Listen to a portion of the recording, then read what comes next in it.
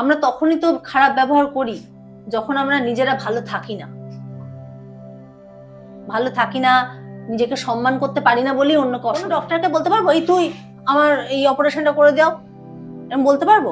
কিন্তু আমরা যারা রিক্সাওয়ালা তাদেরকে ডেকে বলে এই তুই আয়। এই তুইটা কেন? শান্তি ব্যাপারটা মোস্ট ইম্পর্টেন্ট, সুখ নয়। টাকা দিয়ে সুখ কেনা যায়, শান্তি কেনা যায় না। আমি জীবনে অনেক বেশি কিছু পেয়ে গেছি, প্রচুর মানুষের ভালোবাসা, আমার মাথার উপর ছাদ আছে, আমি 4 বেলা খেতে পারছি, বাবা মা আছে, নিজের আপনজনেরা আছে। তো সেক্ষেত্রে তো আমার আফসোস করবার হওয়াটা বড্ড কঠিন। মানে সেটা জীবনের শেষ দিন পর্যন্ত না গেলে বোঝা যায় না যে সে শিল্পী কিনা। তাই আমি শিল্পী কথাটাতে নিজেকে বলতে চাই না। গান ছিল আমারও পড়ানো যাওয়া চায়, আমি দেখলাম মেয়েটা ওইখানটা গাইছে, তো আমি তো অবাক হলাম।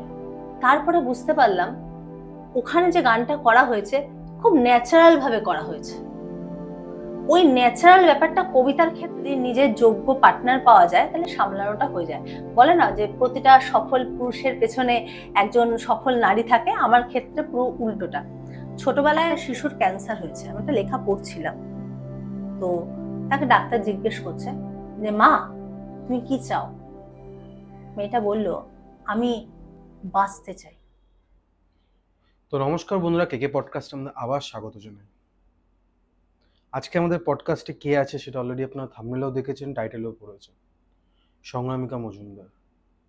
সংগ্রামিকা নামটা মধ্যে একটা সংগ্রাম আছে, কারণ কিছু কথা বলতে চাই আমি আজকে এই পডকাস্টে। এবং খুবই খারাপ লাগছে যে আমাদের দেশের এবং আমাদের পশ্চিমবঙ্গে, মানে আমাদের রাজ্যে যে ঘটনা ঘটছে এবং অনবরত দিনের পর দিন যে সব ঘটনা আমরা দেখতে পাচ্ছি, বিশ্বাস করুন পডকাস্টগুলো দেওয়ার কথা তাই দিচ্ছি। মানসিকভাবে আমরা এবং আমাদের যে টিম আছে, মানে আমাদের টিমে আমরা কারা জানেন, কে মানে কৌশিক আর কিংসু ক্যামেরার পেছনে আছে, এবং আমার বাবা মা, আমরা 4 জনই আমাদের এই কেকে পডকাস্টের টিম। আমরা খুবই শোকাহত, এবং যারা যারা আন্দোলনে আছেন তাদের জন্য আমি খুবই দুঃখিত, কারণ আমিও একসময় একটা টিচার ছিলাম। আর কাশ্মীরে যে ঘটনাটা ঘটেছে সেটার জন্য তো মানে ভগবানও তাদেরকে ক্ষমা দেবে না যারা এর পেছনে রয়েছে। তো বেশি কথা আমি বলতে চাই না, কিন্তু যেটা বলে থাকি সবসময়, যে নাম্বারটাও ব্লিঙ্ক করছে 8961371072, যদি কোনো শিক্ষক দেখে থাকে এসএসসির নিয়ে কিছু বলতে চান, আমি রিকোয়েস্ট রাখছি, যদি আপনাদের মনে হয় আমাদের কেকে পডকাস্টে এসে আপনারা বা আপনাদের মতো কোনো শিক্ষক নিজের বক্তব্য আমাদের কেকে পডকাস্টে রাখতে চাইছেন, কোনো ব্যাপার না, অলওয়েজ ওয়েলকাম। এবং জানি না কার সাথে থাকবো, কার সাথে, যাই হোক আজকের পডকাস্টটা দেখুন। আজকের পডকাস্টটা একটু মানে অন্তরা দেখেছিলেন, অন্তরার মতনই সংগ্রামিকা একজন খুবই ভালো কি বল আবৃত্তিকার একজন। তার আবৃত্তি আপনাদের শুনতে খুবই ভালো লাগে, আমি জানি। সব কিছুই লিঙ্ক দেওয়া আছে এবং আপনি তাকে দেখেছেন অনেক ভিডিওতে, কারণ ওর শর্টস এবং বড় বড় ভিডিও আছে। কবিতা, দ্য স্ট্রাগল লাইফ, কীভাবে স্ট্রাগল লাইফটা আমার এখানে নেই, কিন্তু সেখানে সংগ্রামিকা বলেছে যে কিভাবে মানুষ ভালো থাকতে পারে, টাকার মূল্যটা কতটা। সত্যি টাকার মূল্যটা অনেক বেশি। আর ডাইরেক্ট সংগ্রামিকার কাছে। কেমন আছে সংগ্রামিকা? ভীষণ ভালো, এখানে এসে আরো ভালো লাগছে। Thank you. আর আজকের পডকাস্টটা অন্যরকম হতে চলেছে, কারণ এর আগে একটা অন্তরার একটা পডকাস্ট হয়েছিল কিছুটা এই ধরনের, মানে যেটা হবে আজকে। আচ্ছা, অন্তরা তো আমারও বন্ধু। হ্যাঁ, আর মানে আজকের পডকাস্টটা তোমার লাইফ নিয়ে আমি কথা বলবো, কারণ অন্য একটা পডকাস্টে তোমার হয়ে গেছে সেই কথাটা। বর্তমানে তুমি বিবাহিত একজন, তুমি কি করে ট্যাকেল করো ব্যাপারটা? কারণ তোমার যারা এখন দেখছে তার আগে তারা সার্চ করবে নয়তো ফেসবুকেই তোমার বেশি ফলোয়ার্স, তোমার বেশি। এই ট্যাকেলটা কি করে করো? একটা ফ্যামিলি, তারপর একটা চ্যানেল, সেখানে প্রতিদিন নতুন নতুন একটা মোটিভেশন মানে ভিডিও দেওয়া, কি করে? দেখো, সামলানোটা না হয়ে যায়, যদি নিজের যোগ্য পার্টনার পাওয়া যায় তাহলে সামলানোটা হয়ে যায়। বলে না যে প্রতিটা সফল পুরুষের পেছনে একজন সফল নারী থাকে, আমার ক্ষেত্রে পুরো উল্টোটা। ছোটবেলায় কবিতা বলা শুরু হয়েছিল বাবার হাত দিয়ে, তারপরে শ্রীমতী প্রণতি ঠাকুর, পল্লব কীর্তনিয়া, মেধা বন্দ্যোপাধ্যায়, রাজাদা, বিশাখাদি, পার্থ স্যার, তাদের কাছে ক্লাস করেছি। কিন্তু এই যে ফেসবুকে আসা বা সোশ্যাল মিডিয়াতে, সেটা সম্পূর্ণভাবে আমার হাজবেন্ড অর্ণব মজুমদার আমাকে এই কাজগুলো করতে সহায়তা করে, এবং আমাদের দুজনের মধ্যে গল্পের অনেকখানি জুড়ে থাকে এই কাজকর্ম। সুতরাং আমাকে নতুন করে কিছু ব্যালেন্স করতে হয়নি, মানে চলে যাচ্ছে, মানে আমাদের সংসার ওটাই, কবিতা ওর কাজ, ব্যাস এভাবেই চলছে, খুব ভালোভাবে চলছে, কোনো একটা জিনিস অসুবিধা আমি হয়নি। লক্ষ্য করেছি, আজকালকার দিনে মেয়েরা যখনই সাকসেস হয়ে যায় বা সাকসেসফুল হয়ে গেল বা একটা নক পরিচিতি, 5টা লোক চিনছে তাকে, তাকে নানানভাবে সে দেখছে, তখন সেই মেয়েটা চায় যে আমার যে পার্টনার হবে সেও সেরকমই হবে। ঠিক আছে, এটা ছেলে মেয়ে আমি দুজনকেই হিসাবেই বলছি। তো তোমার যে হাজবেন্ড আছে সে কি চায় যে আমি একটু ফেমাস হই, আমি পাশে দাঁড়িয়ে? একদম চায় না, এডিট করে, সমস্ত কিছু করে, সেখানে নিজের নামটাও লেখে না। হ্যাঁ, মানে এই ব্যাপারটা ওর মধ্যে আছে, ও একদম মানে পেছনে থেকে আমাকে ইন্সপায়ার করে, এবং আমার সব থেকে বড় সমালোচক ওই কাজের ক্ষেত্রে। মানে আমার কোনো কাজে ভুল হলে সেটা সবথেকে বেশি সমালোচনা করে হচ্ছে ও। মানে কেমন কাজের ভুল হয়? ধরো আমাদের রেকর্ডিং হচ্ছে, ওকে, আমার কোনো একটা বলার পছন্দ হচ্ছে না, না ও, তো সেটা মানে কাটতে ডাইরেকশনটাও হ্যাঁ, এবং ওয়ান টেকে করতে হবে, আবার করো প্রথম থেকে। ছোটবেলায় বাবা করতো, এখন হাজবেন্ড করছে সেটা, মানে ওয়ান টেকেই তুমি কাজটা করো। একদম। এটার মধ্যে একটা মজা আছে না, মানে ওয়ান টেক হবে, খালি একটা টেকের হ্যাঁ, মধ্যে মানে একটা চ্যালেঞ্জিং ব্যাপার আছে, চ্যালেঞ্জিং ব্যাপার, মানে ভালো এটা লাগে। করতে পারলে খুব ভালো। হ্যাঁ, তবে মাঝে মাঝে যখন করতে পারি না, একটু বকাঝকা খাই তো, হ্যাঁ। ঠিক আছে, ওটা হয়ে যায়, সেটা কি আমার করে মনে আলাপ হতে হয়েছিল পারে। একটু একটু জানতে চাইছি, কারণ তোমার মতো সবাই কিন্তু না। আমি এরকম অনেককে দেখেছি যারা একটু ভালো ফলোয়ার্স পেয়ে গেলে তাদের পার্টনারটা একটু চেঞ্জ করতে সে চায়। এটা কি? আমি একদম চাই না, ও যেরকম, আমি চাইছি, আমি তোমার সাথে ওদের তুলনায় করছি না, কিন্তু তারা এরকম কিছু পদক্ষেপ নিয়েছে, এরকম দেখা গেছে। মাঝে মাঝে মনে হয় না যে লোক পরিচিতিটা আমার অনেক বেশি, আমি ওনার সাথে যাবো, হাঁটবো, চলবো, ওনার পরিচিতিটা হলেও ভালো লাগতো, তার মধ্যে মানে এটা আমি তার মধ্যে তো নেই, আমি জানি, তোমার মধ্যে আসে না? আমার পরিচিতি খুব বেশি আছে। তোমার পরিচিতি না, তোমার পরিচিতি আছে, সেটা খুব বেশি, এটাকে তো খুব বেশি বলে না, একটা জনারের মধ্যে আছি আমি। আমার কটা লোক চেনে, আর চিনলেই বা কবিতাও আমার কেউ জীবনে- শোনে না আজকালকার দিনে। না, এটা বলা ভুল। না, আমি এটা তোমার শিওর, এটা না, আমি না, কবিতা এটা কবিতা এখন অনেক বেশি শোনে, কেন জানো? আগে কবিতার ভাবটা ছিল খুব গুরুগম্ভীর স্বরে বলতে হবে, একটু সুর থাকবে কবিতায়, কিন্তু এখন তুমি যদি ফেসবুকে দেখো, দেখবে, বা ইউটিউবে দেখো, কথা বলার, এই যে আমি তুমি কথা বলছি, কথা বলার ছলে কবিতা, যেটা মানুষকে আকৃষ্ট করছে। এর জন্য নতুন প্রজন্মের যারা, তারা অনেকে ভর্তি হচ্ছে কবিতা শেখার জন্য, কারণ কবিতা মানে ওই যে সুর করে বলবো। আমার টার্গেটটাই হচ্ছে যে প্রান্তিক মানুষদের কাছে পৌঁছানো কবিতা নিয়ে, যে তারাও বুঝতে পারুক, তাদেরও ভালো লাগুক, এই ব্যাপারটা। আগেকার দিনে যারা আমি কবিতা শুনতাম, যখন ধরো আমি যখন একটা লাইব্রেরিতে যুক্ত ছিলাম, বেনিপুকুর লাইব্রেরি, অনেকে চেনে, সেখানে একজন কবিতা বা অনেকে আবৃত্তি করতো, আবৃত্তিই বলে এটাকে, আমার না প্রচন্ড বোরিং লাগতো, কারণ তারা শুরু করতো কখন আর শেষ কত 10-15 মিনিট ধরে তারা এই কবিতা বলেই যাচ্ছে, না কোনো ছন্দ বুঝতে পারছি না, তার একটা মোটিভ বুঝতে পারছি কেন করছে। দেখো, এটা আমি না, আমি একটু শেষ করি প্রশ্নটা। তোমার যেটা আছে, তোমার খুব শর্টস, না, আমি বড় ভিডিও বানাও, কিন্তু সেটার মধ্যে একটা ভালো লাগছে শুনতে, রিদম লাগছে যে শুনি, কিন্তু সেটা আমার কেন হতো, মানে এটা আমি জিজ্ঞেস করছি, খালি আমার না, কিন্তু আমার এটা বললে কিন্তু আমি ভীষণ ফেঁসে যাব। মানে ব্যাপারটা হচ্ছে, যারা আমাদের আগের প্রজন্মের আছেন তাদের থেকে তো আমরা নিশ্চয়ই শিখেছি, না হলে আমরা এগোতে পারতাম না। তাদের অনেক কিছু গ্রামার বা অনেক কিছু যেগুলো আমাদের চলার পথে সহযোগিতা করে, কিন্তু যুগের সাথে তো বদলাতে হবে। সেই বদলটা আমি আনার চেষ্টা করছি, মানে আমার ক্ষেত্রে। সেটা অনেকের ক্ষেত্রে মনে হতে পারে যে এটা কি করছে, এরকম ভাবে কেন করছে, কিন্তু আমার মনে হয় যে না, আমি প্রান্তিক মানুষের কাছে পৌঁছাবো। একটা উদাহরণ দিই, একটা সিরিয়াল হতো আমার, ও গানের ওপারে, ওখানে যখন গানগুলো হতো, বা আর একটা বউ কথা করম কিছু সিরিয়াল হতো, আমি দেখছি আমাদের বাড়িতে বাবা খুব রবীন্দ্রসঙ্গীত শুনতে ভালোবাসে, রেজওয়ানা চৌধুরীর গান হচ্ছে, ওই মেয়েটা কিন্তু কোনোদিন সেই গান শুনছেও না, করছেও না, আপন মনে কাজটা করে চলে যাচ্ছে। বউ কথা কর একটা গান ছিল, আমারও পরানো যাহা চায়, আমি দেখলাম মেয়েটা ওই গানটা গাইছে, তো আমি তো একটু অবাক হলাম। তারপরে বুঝতে পারলাম ওখানে যে গানটা করা হয়েছে খুব ন্যাচারাল ভাবে করা হয়েছে, ওই ন্যাচারাল ব্যাপারটা কবিতার ক্ষেত্রেও সেম। যদি তুমি কথা বলার ছলে করো, তোমার কবিতা আলাদা করে বোঝাতে হবে কেন? এই যে আমি তুমি কথা বলছি, ঠিক এরকম ভাবেই যদি কবিতা বলা যায়, মানুষকে বোঝানো। কবিতা মানে কি? মানুষকে একটা ছবি দেখানো। কবিতার ছবিটা নিজে না বুঝতে পারি, তাহলে তো আমরা এই অডিয়েন্সকে ছবিটা দেখাতে পারবো না। তার জন্য কবিতাটাকে আত্মস্থ করা দরকার এবং সেটাকে ঠোঁটস্থ করা দরকার, তারপরে আসবে। তার থেকেও বড় কথা হচ্ছে তোমার কাজে কিন্তু বেশিরভাগ রিলেশনের ব্যাপারটা বেশি আছে। মানুষ ধাক্কা খেয়েছিলে? ধাক্কা?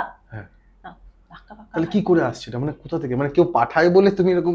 না, দেখো, প্রথমে ভেবেছিলাম কবিতা দিয়েই করব কাজটা।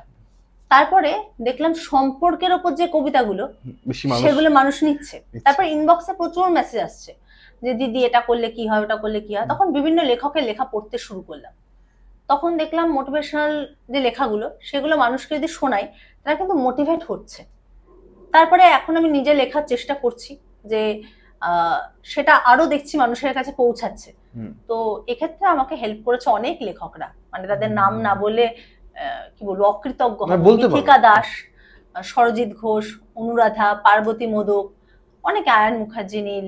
আমি হয়তো কারো কারো নাম হয়তো তখন এই মুহূর্তে খেয়াল পড়ছে না, কিন্তু তাদের সহযোগিতা ছাড়া পারতাম না। আকাশ বলে একটা ছেলে, বাচ্চা ছেলে, খুব সুন্দর লেখে।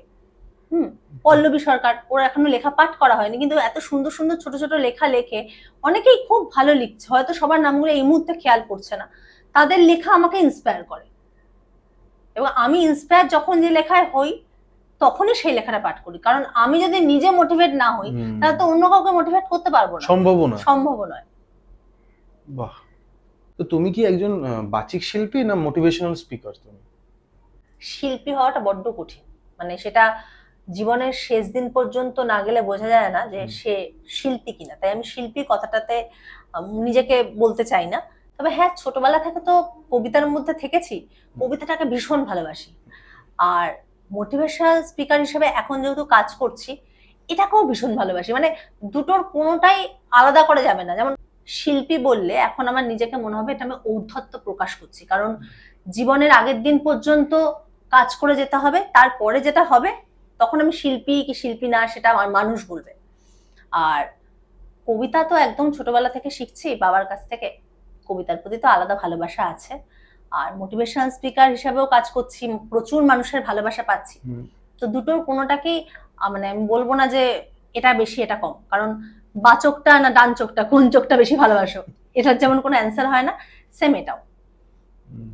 আরেকটা জিনিস যেটা আমি কিছু কিছু মোটিভেশনাল স্পিকারদের দেখেছি, তাদের পার্সোনাল লাইফ যে ভাবে দেখায় বা তারা যখন মোটিভেশনাল স্পিকিং করছে সেটা যে বলে পুরোটাই আলাদা। আমি বুঝতে পারছি আমি কাদের কথা বলছি।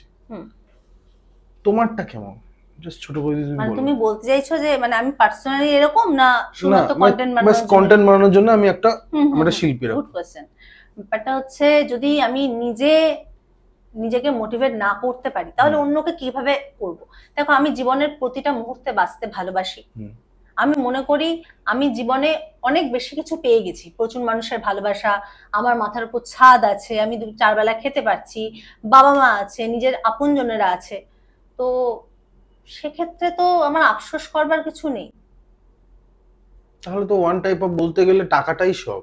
না, টাকা একদমই সব নয়। সব? হ্যাঁ। না, টাকা একদম সব নয়। টাকা থাকলে কি শান্তিতে ঘুমানো যায়? হ্যাঁ, অবশ্যই। না, আমার সেটা মনে হয় না। তুমি টাকা তোমার কাছে যদি থাকে, তুমি কি করবে? এসি কিনবে, ভাড়াটা খাট কিনলাম, কিন্তু আমার ঘরের মানুষের সাথে অশান্তি হচ্ছে। নাও তো হতে পারে। না, আমি বলছি হতেও তো পারে। আমার কাছে শান্তি ব্যাপারটা মোস্ট ইম্পর্টেন্ট, সুখ নয়। টাকা দিয়ে সুখ কেনা যায়, শান্তি কেনা যায় না। হ্যাঁ, কেনা যায়। দেখো সুখের, দেখো আমি একটা কথা বলি তোমাকে, আমার কাছে যে কয়েক কোটি টাকা আছে, কয়েকশো কোটি টাকা আছে, আমি যদি নিজের ব্যাপারে কোনো জায়গায় পাত্রী চাই বা কোনো জায়গায় ম্যাট্রিমোনিয়াল সাইটে দিই, মেয়েরা দৌড়ে দৌড়ে আসবে। আচ্ছা, টাকা দেখে। বা টাকা দেখে সে আমাকে বলবে যে না, এই ছেলেটাকে আমি শুশ্রূষা করি, যাই বলুক না কেন আমি ওকে ভালোভাবে রাখি। টাকা দেখি না, আমার অবশ্যই। আরে এটাই তো হচ্ছে। এটা হয় না সব ক্ষেত্রে। এটা হয় এটা না, একদমই না। তো টাকা থাকলে সে তো জানে যে আজকে যদি আমাকে ডিভোর্স দিয়ে দেই এই ছেলেটা, তাহলে আমি আর কিছু পাবো না, বা একে দিয়ে আমাকে বের করে না, এরকম। তো সেই মেয়েটা, আমার কথাটাকে শেষ করি, সেই মেয়েটা দেখলো যে এর কাছে টাকা, তাহলে একে ভালোভাবে রাখি আমি, না। তখন ভালোভাবে এটা রাখছে, বোধহয় আমি সব শেষ তো ক্ষেত্রে করতে হয়। দাও একটু। হ্যাঁ, বলো। তারপর কি হলো, সে টাকা নিয়ে তাকেও ভালো রাখছে, নিজের ফ্যামিলিকেও ভালো রাখছে, নিজেও ভালো আছে। আচ্ছা, তো আমি সবকিছু তুমি বলছো জিনিসগুলো টাকাটা থাকলে ভালো থাকা যায়, কিন্তু হ্যাঁ, সবসময় মানসিক শান্তি কেনা যায় না। তো এবার প্রচুর মানসিক উদাহরণ শান্তিটা আছে, কোথায় যাবে, খারাপ হবে বলছি কোথায়? প্রচুর উদাহরণ আছে যারা বাইরে খুব গাড়ি করে ঘুরছে, হুম। প্রচুর ফ্ল্যাটে ইন্টেরিয়ার করে আছে, হুম, দারুণ তাদের ফেসবুকে Lavish ছবি দিচ্ছে, lifestyle হ্যাঁ বলতে পারো। ফেসবুকে ছবি দিচ্ছে, ডায়মন্ড রিং গিফট করছে হাজবেন্ড, সেগুলোও দিচ্ছে, বা ওয়াইফ কিছু হাজবেন্ডকে দিচ্ছে, সেগুলো শো অফ করছে, আমি শো অফই বলবো, কিন্তু তারা মানসিকভাবে সুখী নয়, এরকম অনেক আমার কাছে মেসেজ আসে। সুতরাং জীবনের শান্তিটা টাকা দিয়ে সত্যি কেনা যায় না। আমার এই জায়গাটা ঠিক আমি মেনে নিতে পারলাম না, কারণ না। আমার যখনই মনে হচ্ছে, আমার যখনই কোনো জিনিস এরকম হতে চলেছে, তুমি কি তখন- শান্তিতে নেই? না শান্তিতে সেটা বলছি না, টাকাটাই তো শান্তি, আমি না, দেখাচ্ছি টাকাটা তো। সবসময় শান্তি হয় না গো। তাহলে তো টাকা দিয়ে মাইকেল জ্যাকসন এত মানে নিজে বাঁচবার জন্য অনেক কিছু করে রেখেছিল, হুম, তাহলে তো উনি টাকা দিয়ে তো উনি বেঁচেও থাকতে পারতেন, হলেও কি উনি তো মারা গেলেন। হুম, এত কিছু তো উনি তৈরি করে রেখেছিলেন সবকিছু যাতে উনি রেখেছিলেন, বাঁচতে পারেন। বাঁচতে পারেন, লাংসের জন্য হ্যাঁ, একটা লোক, হ্যাঁ, সমস্ত হার্টের কিছু, জন্য হ্যাঁ, একটা হ্যাঁ। লোক, হ্যাঁ। চলে গেলেন। টাকা থাকলেই সব হয়? সব হয় না টাকা থাকলে, আমার কাছে তো এটা মনে হয়। তো একটা কথা শাহরুখ খান সবসময় বলে, প্রথমে আগে মিলিনিয়ার হও, হুম, তারপর ফিলোসোফার হবে। হুম, এটা তুমি শুনেছো, আমি জানি না হুম, শুনেছো হুম, কিনা। হুম, এই কথাটা আমি আগের দিনই ভাইকে আমি সাথে আলোচনা হুম, করছিলাম, যে এই লোকটা এরা এত বড় একটা কথা বলেছে, হুম, কারণ ওনার বয়সে বা ওনার মতো অনেক মানুষ আছে যারা ইনস্টাগ্রামে আমরা দেখি যে যাও বেরিয়ে যাও, টাকা আছে ঘুরে এসো, এই করো সেই করো, মনে যেটা চাইছে সেটা করো, হুম। কিন্তু যার বাড়িতে দুটো রুটি হচ্ছে না, সেই মোটিভেশনটা কোথায় যাবে? আগে তো সেই রোজগারটা একটা করবে। কথা বলি, আর যখন- প্রশ্নটা আশা করি বুঝতে পেরেছো। হ্যাঁ, আমি বুঝতে পেরেছি। ধরো একটা শিশুর ক্যান্সার হয়েছে, আমি একটা লেখা পড়ছিলাম, তো তাকে ডাক্তার জিজ্ঞেস করছে যে মা তুমি কি চাও? মেয়েটা বলল আমি বাঁচতে চাই। আমি কি বললাম, কি প্রসঙ্গে বুঝতে পেরেছো? বুঝতে পেরেছি। মানে যার বাবা মা, কোনো ছেলে মেয়ের বাবা মা, সে গোল্ড মেডেল পায়নি বলে তাকে বকাঝকা করছে তুমি। আবার অন্য ক্ষেত্রে বুদ্ধি প্রতিবন্ধী যে ছেলেটা বা মেয়েটা, তার বাবা মা চাইছে সে, তাকে ডাক্তার ইঞ্জিনিয়ার হতে হবে না, সে স্বাভাবিক জীবনেই থাকুক, সে স্বাভাবিক জীবনে প্রবেশ করুক, সে সুস্থ থাকুক। আমি বোধহয় বোঝাতে পারলাম না কি একদম, বললাম। Thank you. তো তুমি কাদের দেখে দেখে নিজে মোটিভেট হয়েছো বা মোটিভেশন পাও বর্তমানে? হুম। যাদের যাদের দেখ, বাবা মার কাছ থেকে তো পেয়েছি, সব সময় পাই। হুম, অর্ণব মজুমদার আমার হাজবেন্ড, তার কাছ থেকে পাই, কি ভীষণ পেয়েছো? পজিটিভ একজন। বরের কাছ দিয়ে ভাই মেয়েরা কিছু পায় না, মেয়েদের না, কাছ না, দিয়ে বড়রা না, পায়। না, না, প্রচুর না, পেয়েছি। এটা আমি বিশ্বাসই করব না। মানসিক শান্তি এবং তার থেকেও বড় কথা, আমার পাশে সবসময় সাপোর্ট সিস্টেম হয়ে থাকে। আর একজনের কথা বলতে হবে, তিনি হচ্ছেন জে সাগর। আমি যখন অ্যাঙ্কারিং এর ক্লাস করি তখন উনি স্যার হিসাবে এসেছিলেন, এবং উনি আমার কাছে গুরু। আজকে আমি যে জায়গায়, সেটার ক্ষেত্রে কিন্তু ওনার অবদান অনেকখানি। উনি আমাকে একটা জিনিস শিখিয়েছিলেন, একটা কয়েন তার দুটো পিঠ থাকে, কখনো একটা পিঠ দেখে জাজ করবি না। একটা তোকে ছুরি দেওয়া হলো, ছুরিটা তুই কিভাবে ব্যবহার করবি সেটা তোর উপর ডিপেন্ড করে। একটা ছুরি দিয়ে ফলও কাটা যায়, আবার মানুষকেও মারা যায়। তার ছোট ছোট কথা, ইভেন এখনো মানে আমার যোগাযোগ আছে, এবং আজকে তার জন্মদিন। আমি জানি না এটা কবে রিলিজ করবে, তবে আজকে 25 মার্চ। আমি এখান থেকে বলতে চাই হ্যাপি বার্থডে পাপা, খুব ভালো থাকুন, আমার পাশে থাকুন, আপনার সংগ্রাম বেটা হয়ে যেন থাকতে পারি সারা জীবন। Thank you.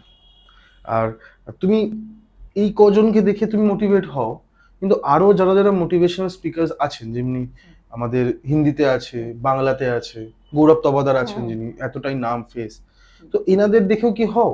এনাদের দেখে কি শিখছো সেই জিনিসটা? আমি প্রত্যেকের কাছ থেকে তো শেখার আছে। সুজয় নীলদা আছে, হ্যাঁ, গৌরবদা আছে। সব থেকে বেশি নিজেকে মোটিভেট করি, রোজ আমি নিজেকে মোটিভেট করি। কিভাবে?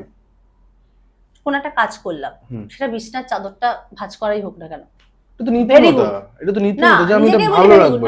ভেরি গুড, নিজেকে ভেরি গুড, নিজেকে ভালোবাসা। এই যে ধরো আমার ধরো পিম্পল উঠলো, আমি কিন্তু খুব বেশি চিন্তিত হই না, উঠলো যেটা মেয়েদের মধ্যে থাকে, আমি সব মেয়েকে বলছি না, তাহলে এক্ষুনি সবাই তেড়ে আসবে, খুব চিন্তা, যা হচ্ছে হয়ে যাক না, অত বেশি ভাবার দরকার নেই। শরীর থাকলে শরীর খারাপ হবে, পিম্পল হলে পিম্পল হবে, এই সমস্ত কিছু নিয়ে আমি নিজেকে খুব অ্যাকসেপ্ট করি, নিজেকে ভালোবাসি। আর তাই জন্যই আমি অন্যকে মোটিভেট করতে পারি। মানে অনেকেই বলে, এখন জানি না সেটা কতটা করতে পারি। পার্সোনাল লাইফে তুমি কিন্তু অনেক সময় যখন কথা বলছো পার্সোনাল লাইফটাকেও তুমি অল্প অল্প কিছুটা টানছো মাঝে মাঝে। হ্যাঁ, মানে তোমার কোশ্চেন গুলো তো সেগুলো টানাচ্ছে। হ্যাঁ, মানে টানাচ্ছে, ঠিক আছে, কিন্তু তুমি না ওইখান থেকে বেশি হচ্ছ, কিন্তু অন্য যারা কাজ করছে তাদের কিন্তু তুমি দেখো না। এখন আমি বলছি না, মানে দেখো যতটা দরকার ততটা। মানে আমি সুজয় নীলদার ভিডিও খুব দেখি, ভীষণ ভালো কোয়ালিটি। সুজয় নীলদার ভিডিও দেখি, অপূর্বর বন্ধু অপূর্বর ভিডিও দেখি, খুব ভালো কাজ করছে। অপূর্ব যিনি কমেডিয়ান ছিলেন, না, অপূর্ব দাস, বায়স্কোবালা। ও বায়স্কোবালা, আমি ওই নামে চিনি, আমি অপূর্ব ওই নামে চিনি না। খুব ভালো কাজ করছে।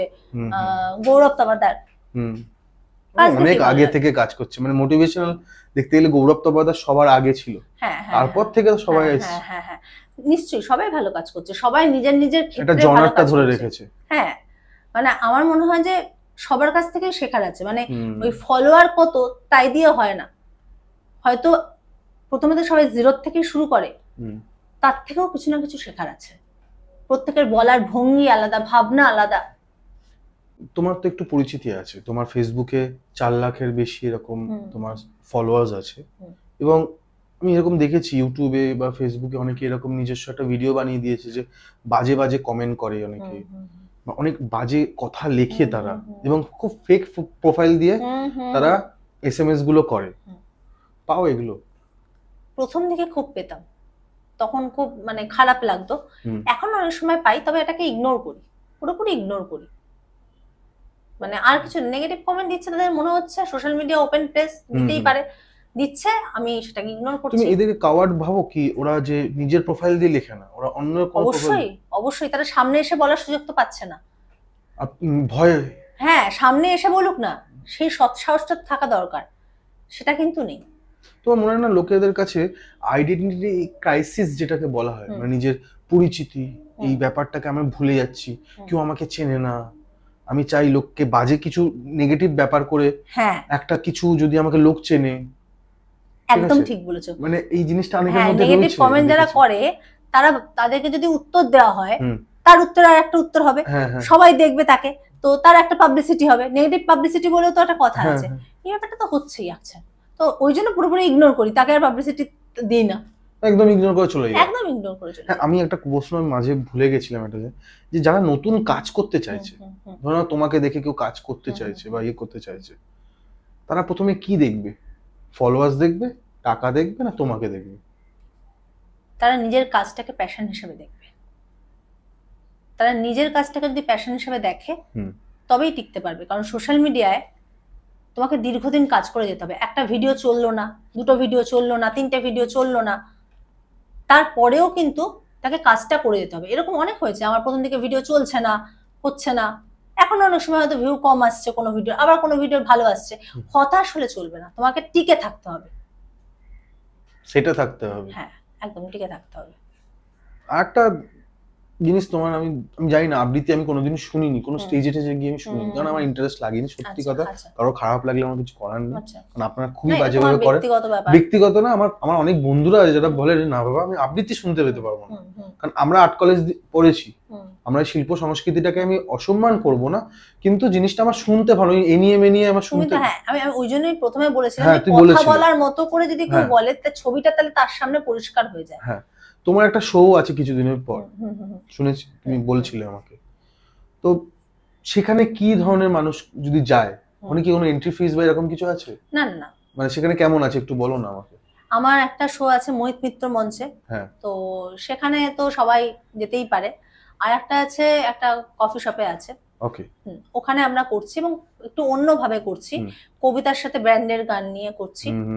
ওখানে কি এনিয়ে মেনিয়ে শুনতে হবে নাকি নরমাল মানুষের মতো? নরমাল মানুষের মতো এনিয়ে মেনিয়ে আমি বলি না, যদি আমার ফেসবুক দেখে থাকো, না না সেরকম না, মানে যেরকম মানে কবিতাটাকে খুব শ্রদ্ধার সাথে আমি ভালো, মানে এটা অনুশীলন করা দরকার, একদিনে কবিতা হয়ে যায় না, তো সেই অনুশীলনটা ছোটবেলা থেকে। সবই কি তোমার নিজের লেখা হবে ওখানে নাকি অন্যের লেখা? কবিতা অন্যের লেখা, তো সেখানে কবিতাটাকে ভালোবাসতে হবে, তাকে সম্মান দিতে হবে, তবেই তুমি কবিতা করতে পারবে। তুমি যদি কবিতাকে ভালোই না বাসো, তাকে অসম্মান করো, কবিতাও তোমাকে ছেড়ে চলে যাবে, সেটা যে কোনো কাজের ক্ষেত্রে। শিল্পীর কি জাত হয় কোনোভাবে মনে হয়? হিন্দু, মুসলিম, খ্রিস্টান, জৈন? না, তার একটাই পরিচয়, সে শিল্পী। শিল্পী, সেটা একটাই জাত। তার কোনো আলাদা হিন্দু, মুসলিম, খ্রিস্টান, বাজে শিল্পী, খারাপ শিল্পী এরকম কিছু বলা যায় না। এই জিনিসটা নিয়ে একটা কথা বলি। আমাদের যখন আমরা আর্ট কলেজে যখন পড়তাম, তখন আমাদের একটা প্রিন্সিপাল স্যার ছিলেন। তো একটা ছেলে না খুব বাজে এঁকেছে, ড্রয়িংটা করেছে এবং কালারও করেছে খুব বাজে ভাবে। তো স্যারের খুব ভালো লেগেছে। কেন লেগেছে? কারণ ও নিজের ভেতরে যেটা আছে সেটা সেই ক্যানভাসেও ফুটিয়ে তুলেছে, প্রকাশ করেছে। এটা আমরা প্রথমে বুঝতে পারিনি। আমি এটা আগে কেন বললাম, স্যারের কথাটা শুনবে বলে। স্যারকে বললাম, স্যার আপনি কেন নাম্বারটা দিলেন, আমাদের কেন দিলেন? এটা স্যারদের সাথে একটা কথা হচ্ছে। বলছে দেখ, ও যে কাজটা করেছে সেটা ওর ভেতর থেকে এসছে বলে ওই করেছে। একদমই তাই। ঠিক আছে, তো কে শিল্পী কখন কিভাবে উঠবে? তুই আজকে তো বলিস বাজে আঁকছে, 10 বছর পর দেখবি তুই বাইরে দাঁড়িয়ে আসছিস আর ওর সোলো এক্সিবিশন চলছে, তখন কিন্তু তোর খারাপ লাগবে। হ্যাঁ, মানে প্রত্যেক মানুষের প্র্যাকটিক্যাল হিসাবে তুই কিন্তু ওকে জাজ করতে পারিস না। না, আমি একটা কথা বলি, প্রত্যেক মানুষের ভেতরেই না একটা সুপ্ত প্রতিভা থাকে। সেটা রান্না কেউ করতে পারে, রান্না ভালো করতে পারে, কেউ সেলাই ভালো করতে পারে, কেউ গল্প ভালো বলতে পারে, গল্প করতে পারে, প্রত্যেকটাই তো কাজ। তো প্রত্যেকটা মানুষের ভেতরে এই গুণগুলো থাকে। তাই জন্য কাউকে যে এটা পারে না, ওটা পারে না, এইভাবে ভাবলে হয় না। আমি তোমার কথা বলি, এই জিনিসটা নিয়ে না একজন আছে আমাদের যাদবপুর ইউনিভার্সিটিতে, আমি অন্তরার সাথে এই ব্যাপারটা নিয়েও কথা বলেছিলাম, যে সে বলছে যে মানুষ হিসাবে জন্মেছে এমন কেউ নেই যে বেগুন হতে পারে, কোনো গুণ নিয়ে তো হতে পারে না। একদমই তাই, হতে পারে না। তুমি হতে পারে ও গান গায়, হতে পারে তুমি দাবা খেলতে ভালো পারো, এবার যে গান গায় সে বলে চল আমার সাথে গান গায়ে লড়াই করি। এবার দাবা খেলা সে যদি বলে যে তুমি এসো তোমার সাথে আমি দাবা খেলায় লড়বো, তাহলে কেউ কিন্তু নিজের প্রফেশনে ঠিক প্রত্যেকের জায়গায় প্রত্যেকের ক্ষেত্রটা আলাদা, এবং প্রত্যেকের ক্ষেত্রকে সম্মান দেওয়া উচিত। আমাদের বাড়িতে যে কাজ করে যে দিদি, সে যেভাবে বাসন তাড়াতাড়ি মাজে, আমি সেভাবে মাজতে পারবো না, সম্ভব না, সেটা তার পক্ষে সম্ভব, এবং সেটা তার গুণ এবং মেধা তার মধ্যে। হ্যাঁ, একদম, সেটা তার গুণ। আর একটা জিনিস কিন্তু একটা বাড়ি না, অনেকগুলো বাড়ি হাত আমাদের ধরে যাবে, বা হাত মানে অনেকগুলো বাড়ি ম্যানেজ করছে, প্রত্যেকটা বাড়ির কথাবার্তা আলাদা, পরিবেশ আলাদা, সেটাকে মানিয়ে নিচ্ছে। সুতরাং আমার কাছে প্রত্যেকটা মানুষের ভেতরে গুণ আছে। আর একটা জিনিস আমি দেখি যে তুমি রাস্তাঘাটে দেখতে পাবে যে তুই রিক্সা চালাস, তোর অকাদ রিক্সা চালানোর মধ্যেই থাকবে, তুই নিচে থাকবি। এটা আমি আছে, এটা আমি এরকম, আমি কয়েকজন, আমি নামদের নাম নিচ্ছি না, এরকম কয়েকজন গেস্ট এসছে, তাদের যে পার্টনার্স আছে তারা আমাকে বলেছে এদের বাড়ি, আমার যে হাজবেন্ড আছে তার বাড়ির লোকের স্বভাব খুব বাজে। কেন বাজে? তারা ভাবছে তারা মাস্টার্স করেছে, ঠিক আছে, যারা বাসন মাজে, ঘরটার পোছে, তাদের কোনো অকাত নেই আমাদের সাথে কথা বলে। এবার একটা কথা বলি, বলো। এই যে যারা রিক্সা চালায়, তাদেরকে আমি কোনোদিন আজ পর্যন্ত রিক্সা আলা বলে সম্বোধন করিনি। ছোটবেলা থেকে রিক্সা কাকু, এখন দাদা বলি। এখন আমি দাদা বলি। কোন ডক্টরকে আমরা কি তুই বলতে পারবো? ওদেরকে আমরা কেন তুই বলি? ওদের প্রফেশনটাকে কেন ছোট করি? কোন ডক্টরকে বলতে পারবো এই তুই আমার এই অপারেশনটা করে দাও, আমি বলতে পারবো? কিন্তু আমরা যারা রিক্সাওয়ালা তাদেরকে ডেকে বলে এই তুই আয়। এই তুইটা কেন হবে? দুজনেই মানুষ, দুজনেরই প্রফেশন। কেউ মেধা দিয়ে করছে, কেউ শারীরিক পরিশ্রম করে কাজটা করছে। তাহলে কাউকে অসম্মান করার অধিকার আমাদের কারো নেই। এটা আমার একান্ত ব্যক্তিগত মতামত। খুব ভালো লাগলো মানে সংগ্রামিকা, তুমি যে কথাটা বললে আমার এক কথায় সবকিছু বুঝিয়ে দিলে। এবং অনেকে আছে ওয়েটার দে হয়ে এরকম করে ডাকে, অনেকে আমি দেখে, আমি নিজের চোখে দেখেছি, আমিও দেখেছি। কারণ মানে এই জিনিসটা না মানুষের ভেতর চলে এসছে। আর একটা জিনিস আমি খুব দেখি যে মানুষ না আজকালকার দিনে বই পড়ে না, কবিতা শোনে না, এবং গানও শোনে না অনেকে আছে। আচ্ছা, খুব অদ্ভুত লাগলো, কারণ আমি নিজে খুব বই পড়তে ভালোবাসি, গান শুনি। আমরা মানে কালকে আমি বলছি, কালকে খেলা দেখছিলাম, খেলা দেখার মাঝখানে আমি দুখানা গান শুনেছি। ভালো লাগে গান শুনতে, মানে টেনশন ইন্টেন্স ব্যাপারটার মধ্যেও আমার গান চালাতে ভালো লাগছে। আর বন্ধুরা যারা এসেছিল তারা বলছে ভাই গানটা চালাস না, আমার টেনশন না। ভাই গানটা শুনছি বলেই কিন্তু আমাদের একটু রিল্যাক্স লাগছে। অনেকে গান শুনে না, ফ্রাস্ট্রেটেড লাইফে। ফুল বাচ্চা যারা ভালোবাসে না তারা কি করে? হ্যাঁ ঠিক বলেছো, বাচ্চা ভালোবাসে না। গান, ফুল, বাচ্চা, এই তিনটে জিনিস তো ভালোবাসার মতনই। হ্যাঁ, আবার তাদের মধ্যে ফ্রাস্ট্রেশনটা প্রচন্ড, অল্পতে রেগে যাচ্ছে। আমি কিছুদিন আগে একটা জনের সাথে দেখা হয়েছে, মানে পাশেই থাকে কিছু নিচের দিকে। সে দেখছি কথা সে বাজেভাবে বলবে, কিন্তু সে এক্সপেক্ট করছে তার সাথে আমি কথা ভালোভাবে বলবো। তুমি যা দেবে তাই ফেরত পাবে, টিট ফর ট্যাট। হ্যাঁ, প্রথমে আমি ভালোভাবে কথা বললাম তার সাথে, সে ভালোভাবে না নিতে পারলো না। সে যখন বাজেভাবে কথা বললো, সে আশা করছে আমি তার সাথে ভালোভাবে কথা বলি। এটা আসলে ফ্রাস্ট্রেটেড মনে হয়। ফ্রাস্ট্রেটেড আসলে আমরা তখনই তো খারাপ ব্যবহার করি যখন আমরা নিজেরা ভালো থাকি না, নিজেকে সম্মান করতে পারি না বলেই অন্যকে অসম্মান করি। এটা ইগনোর করবো কি করে? কারণ আমি একটু মানে ভালো লাগে না, আমি দেখলে আমার সাথে আমার না ভালো লাগে না। অ্যাভয়েড করা সেই মানুষটাকে, বা পরিষ্কার বলা আপনার এই মন্তব্য বা এই ব্যবহারটা আমি নিতে পারছি না, আপনি যদি এরকম ব্যবহার করেন আমার সঙ্গে যোগাযোগ না রাখাই ভালো। আমি হলে সেটা করি, হয় পুরোপুরি অ্যাভয়েড করি, নয়তো ডাইরেক্ট বলে দিই। আমি একটু স্ট্রেট কাট, তাই হয়তো ডাইরেক্ট বলে দিই যে আমি আর আপনার সাথে যোগাযোগ রাখতে চাই না বা কথা বলতে চাই না। খুব সুন্দর। আজকালকার দিনে প্রেমটা খুব অদ্ভুত হয়ে গেছে, যেটা আমি দেখতে পাই। আমার মা বাবাদের সময়, সেই সময় বাবা মারা মেনে নিত না যে না প্রেম করবি না, প্রেম করবি আমার ভালো লাগে না। কিন্তু বর্তমানে বাবা মারা মেনে নেয়, ছেলে আর মেয়ে যারা পার্টনার তারা কিন্তু মানিয়ে নিতে পারে না। এটা কি খেয়াল করেছো তুমি? হ্যাঁ, আসলে না ভালোবাসার মানুষের সঙ্গে থাকতে গেলে 1 ইঞ্চি জমি অন্তত ছাড়তে হয় কখনো কখনো। মানে সারাক্ষণ যে ভালো মুডে থাকবে দুজনেই তা তো নয়, ঝগড়া হবে। আমরা তো বাবা মার সঙ্গে ঝগড়া ঝাঁটি করি, কিন্তু আমরা বাবা মাকে কি এক্সচেঞ্জ করি না। কিন্তু আমরা এখন সহজেই দেখছি ডিভোর্স হয়ে যাচ্ছে। এটা দুটো দিক আছে। যদি একজন খুব অত্যাচার সহ্য করে, সেই অত্যাচারে অশান্তিতে না থাকতে চায়, সেক্ষেত্রে ডিভোর্স ভালো। কিন্তু অনেক সময় দেখা যায় যে আমরা প্রচন্ড ইগো প্রবলেমে ভুগি। ও আমাকে আগে সরি বললো না কেন, ও এটা করেছে। তো এই প্রতিযোগিতাটায় যখন আমরা নামি, তখনই সম্পর্কগুলো না আস্তে আস্তে দূরে সরতে থাকে। সম্পর্কে অভিমান থাকবে। কেউ অভিমান করলে তাকে রাগ ভাঙানোর ব্যাপারটা, ছোট ছোট এফোর্ট দেওয়া দরকার, সম্পর্কে যত্ন করা দরকার। ওই যে বলে না, যে থাকার সে থাকবেই, এটা আমি বিশ্বাস করি না। যে থাকার সে থাকবেই, তখনই থাকবে যখন তাকে যত্ন করা হবে, যখন তাকে গুরুত্ব দেওয়া হবে। একটা গাছ আমি পুঁতলাম, তাকে যদি আমি জল না দিই, সার না দিই, সে কি বাঁচবে না তো। সম্পর্ককেও যত্ন দিতে হবে, সময় দিতে হবে, দুজনকে ভালোবাসতে হবে। অবসর সময় হয়তো সারাক্ষণ কথা হলো না, দিনের একটা সময় একসাথে খেতে হবে, খাওয়া দাওয়া করতে হবে, সেই সময়টা কোয়ালিটি টাইম স্পেন্ড করলো হয়তো, এইটা করতে হবে। কিন্তু আমরা সেটা করি না। আমরা ফেসবুকে কিন্তু নিজেরা যত না কথা বলি, হয়তো আমি দেখেছি অনেক কাপলকে যে তারা পাশাপাশি বসে আছে দুজনেই ফোন নিয়ে, তারা কথা বলছে না। কথা বলাটা খুব দরকার। এটা কমে গেছে আজকাল। হ্যাঁ, কথা বলাটা খুব দরকার যে কোনো সম্পর্কে। আমি বলছি না 24 ঘন্টা কথা বলতে হবে, সম্পর্কের স্ট্রেস দরকার, কিন্তু কোয়ালিটি টাইম স্পেন্ড করাটাও খুব দরকার, সেটা দিনে আধ ঘন্টা হলেও। এবং যদি কোনো সময় ঝগড়া হয়, এটা আমি আমার বাবা মাকে দেখেছি, কেউ একজন চুপ থাকলো, তারপরে সেটা তাকে বোঝালো।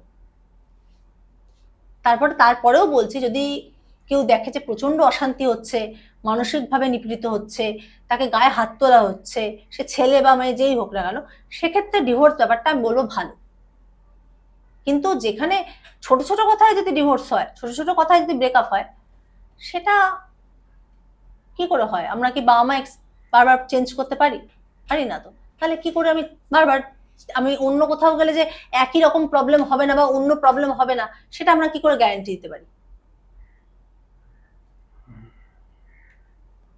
তোমার কাছে পাওয়ারফুল ওমেন বা গার্ল, এটা কি ডেফিনেশন হতে পারে তোমার কাছে?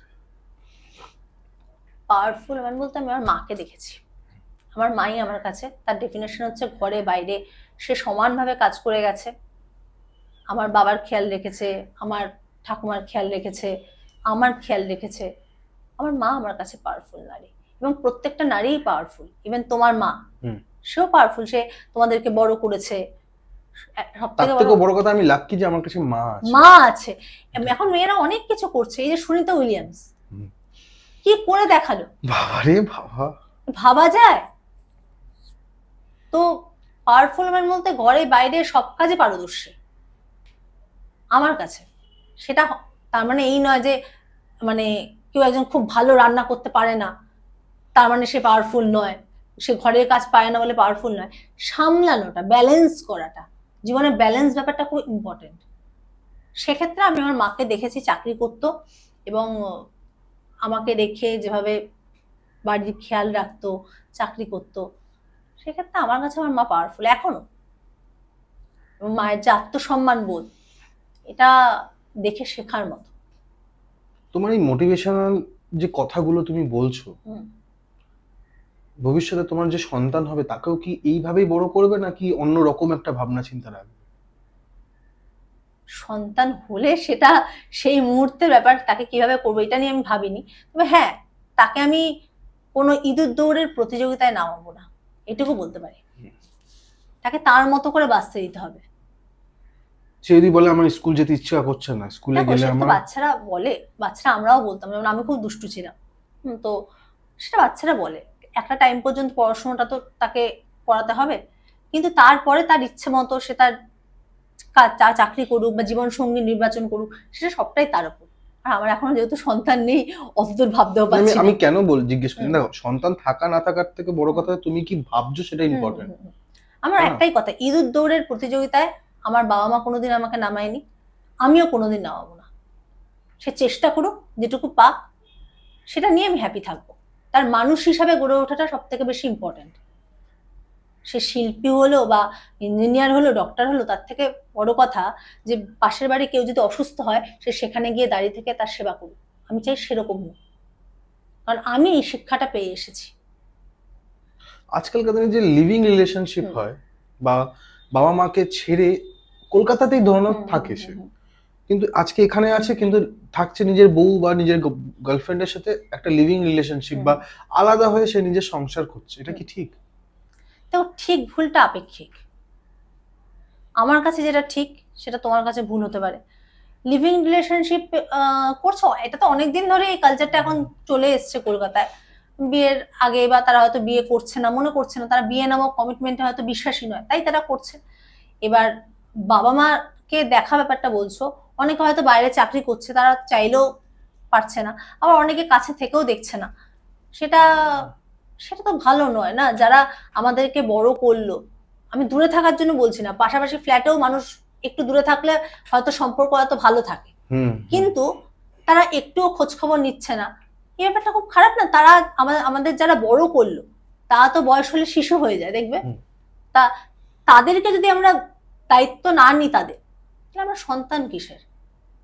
এটা আমি খুব মনে করি। তুমি দূরে থাকতে পারো, কিন্তু তোমার দায়িত্ব নিতে হবে। একটা জিনিস আমি দেখেছি যে আজকালকার দিনে আমার একটা পডকাস্টে একজন বলেছে নিউটাউন, রাজারহাট এইসব জায়গাগুলো না ফ্ল্যাট নেই, ওগুলো পুরো বৃদ্ধাশ্রমে ভরে গেছে।